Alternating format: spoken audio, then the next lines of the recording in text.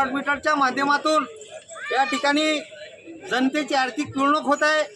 त्या ठिकाणी जर पहिल्या मीटरचं 400 बिल येत होतं तर आता ते 4000 बिल आलं, म्हणजे 4 पट आणि 10 पटीचं बिल त्या ठिकाणी या स्मार्ट मीटरच्या माध्यमातून आलं।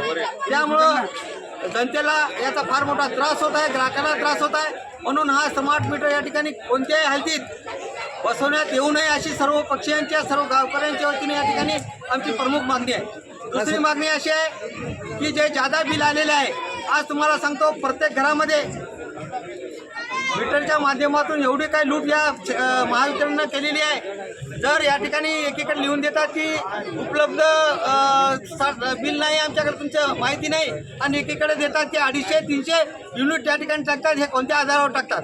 आताच आपण पाहिलं की ते नाकले ते इंजिनियर आहे, हे त्या ठिकाणी सर्व पक्षीय जर आंदोलन करायला गेले, कोणता विषय घेऊन गेले तर त्या ठिकाणी ते अट्रॉसिटी करण्याची धमकी देतात आणि सामान्य माणसाला ते अशी असभ्य वर्तणूक देतात। त्यामुळे त्याची निलंबित होणं गरजेचं आहे। त्याचबरोबर ढानकी शहर हे फार मोठं शहर झालेलं आहे, नगरपंचायत झालेली आहे, आणि गणपती असो, दुर्गादेवी असो, बाबासाहेब आंबेडकर जयंती असो, शिवजयंती असो, अहिल्यादेवी जयंती असो, की अनेक महापुरुषांच्या जयंत्या असो मोठ्या उत्साहाने या पूर्ण गावामध्ये साजऱ्या होतात।